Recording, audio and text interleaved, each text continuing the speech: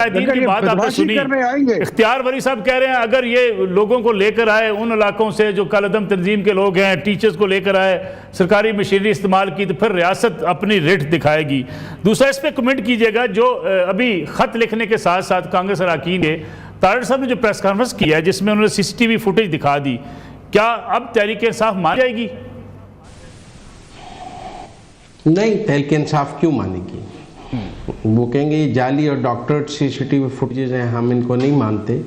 ये तो एक सियासी बयानिए की लड़ाई है जो चलती रहेगी। बाकी देखें, अगर तो इन्होंने अमेरिका में कोई लॉबिंग फर्म ना हायर की होती, इनके लोग वहाँ लॉबिंग ना कर रहे होते और ख़त इंडिजिनसली लिखे जा रहे होते, तो हम कहते जी कि वो अपने तौर पे लिख रहे हैं। लेकिन अगर आपने $50,000 पे एक लॉबिंग फर्म भी हायर की हुई है पर मंथ पे, उसको और फंड्स भी आप दे रहे हैं, वो मुआहदे अपनी जगह मौजूद हैं और वो सबके सामने मौजूद हैं, आप उनकी इनकार भी नहीं कर सकते, तो फिर तो ये लॉबिंग फर्मों का कमाल है ना कि वो ये ख़त गज़ा के लिए क्यों नहीं लिखे जा रहे? वहाँ पर लाकानूनियत नहीं है, वहाँ बच्चे नहीं मर रहे। ये ख़त लबनान में के लिए क्यों नहीं लिखे जा रहे? वहाँ पे हिजबुल्लाह के लोग नहीं मारे जा रहे। मेरा यही सवाल है, ये ख़त ईरान पर हमले पे क्यों नहीं लिखे जाते? ये ख़त दुनिया में और जहाँ इंसानी हकूक़ की खिलाफ वर्जियाँ हैं वहाँ क्यों नहीं लिखे जा रहे? अगर ये ख़त सिर्फ पाकिस्तान के लिए लिखे जा रहे हैं तो ये ख़त तो उन लॉबिंग फर्मों के कमाल से लिखे जा रहे हैं ना।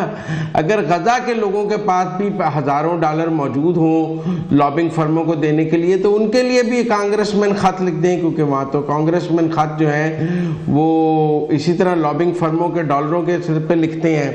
अगर ख़त हिजबुल्लाह के लिए लिख दिए जाएं या मकबूजा कश्मीर में जो मुसलमानों के साथ भारतीय फ़ौजें जुल्म कर रही हैं, अगर कांग्रेसमैन उसके लिए भी ख़त लिखते होते तो हम समझ जाते हैं कि दुनिया में जहाँ भी जुल्म होता है वहाँ पर कांग्रेसमैन ख़त लिखते हैं। लेकिन अगर सिर्फ PTI के लिए लिखे जा रहे हैं तो फिर इंडिजिनस तो नहीं है, फिर लॉबिंग फर्मों का कमाल है, पैसों का कमाल है, डॉलरों का कमाल है। अगर एक सियासी जमात पे पहले भी फॉरेन फंडिंग का इल्ज़ाम है और अब भी वो डॉलरों के सिर पे को रियासत पाकिस्तान को के अंदर मुदाखलत की कोशिश कर रही है, तो ये कोई किसी के इसके ऊपर कोई तबसरा करने की ज़रूरत नहीं। सब सवालात आपके सामने बहुत से आ गए कि अगर कश्मीर में, फ़लस्तीन में, गज़ा में, वहाँ मज़ालम पे ये अगर कांग्रेस अरकान ख़त नहीं लिखते, उन्हें तहरीक इंसाफ की इतनी पड़ी है कि आपके हक में ख़त लिख रहे हैं। अच्छा मलिक साहब, एक तो आप तीनों हम ख्याल दोस्त हैं और मैं अकेला ये तो बड़ी आप जाती करते हैं, यकीन। अच्छा मेरी बात तो सुन लें, मुझे बात तो करने। आप तीनों हम ख्याल दोस्त हैं, मुझे टाइम उतना दीजिएगा ताकि मैं अपना जवाब दे सकूं। अच्छा गुजारिश ये है कि जो हालात हम तो आपके प्लेटफॉर्म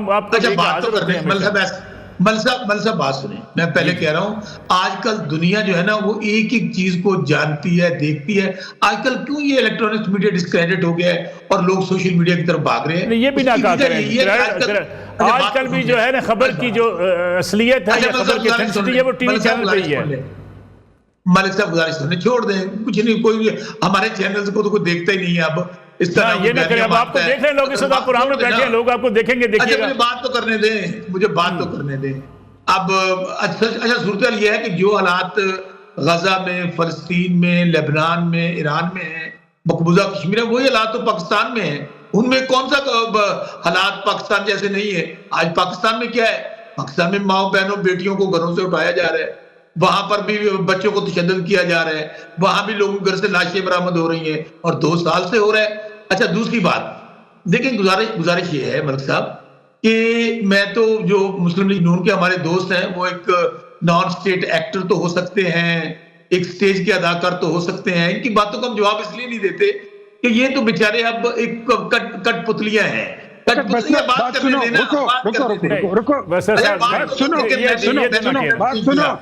रुक जाओ, करोगे ना? मेरी बात सुनो, नहीं अब सुनो, है क्या? सुनो, ऐसा मैं नहीं बोलने देता। सुनो,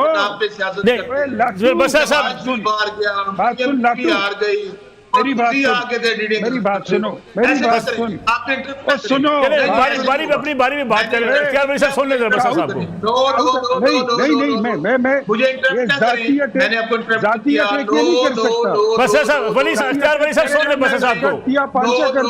मैं बात नहीं करूंगा। वली साहब तो मैं इसको बोलने ये नहीं जो दूंगा। सियासी अदाकार कुछ नहीं बैठे है। हैं, ये स्टेज के अदाकार बैठे हैं, थिएटर के अदाकार बैठे हैं, मुंशी ये बेचारे सियासी लोग चपरासी नहीं है।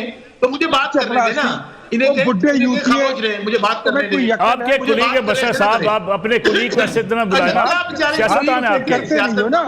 सियासतदान आवाम से होता है, शोधा आदमी है, शोधा आदमी है, तू बात तो कर नहीं सकता, तू लड़ाई बनाता है। जर्नलिस्ट अब बात यह है कि ये बेचारे अच्छा बस्सा साहब मेरी गुजारिश सुन लें। बस्सा साहब एक मिनट की मेरी, बस्सा साहब मैं आपके पास जो है ना माइक आपके पास ही है, मेरी गुजारिश सुन लें। अगर हम जातियात से हट के बात कर लें, सियासी बात कर लें, देखिए तहरीक इंसाफ का मसला क्या है, ना अपने मुखालफ की बात सुनते हैं, ना कोई अपने ऊपर तनकीद सुनते हैं। सुन लें, आप जवाब दे दें।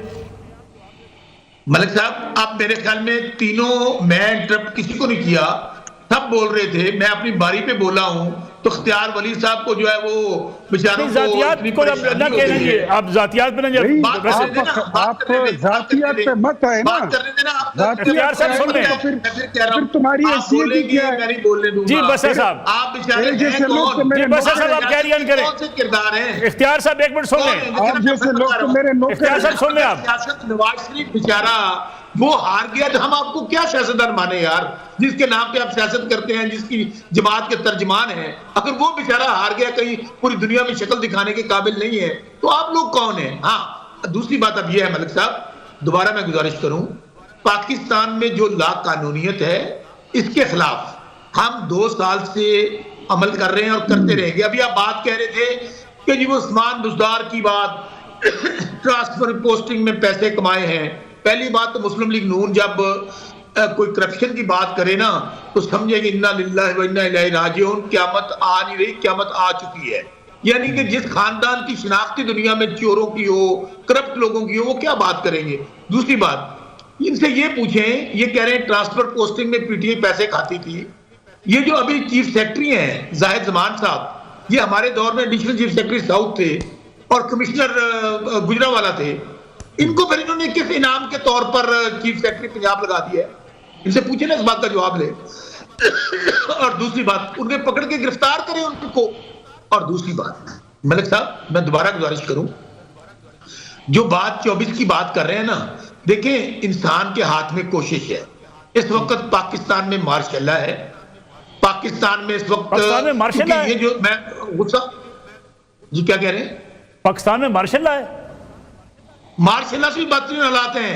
मार्शल आप पार्लियामेंट में हैं, आप पार्लियामेंट की कमेटियों के मेंबर हैं। सुने तो सही, कौन सी पार्लियामेंट, कौन सी हुकूमत, कौन सी सियासत?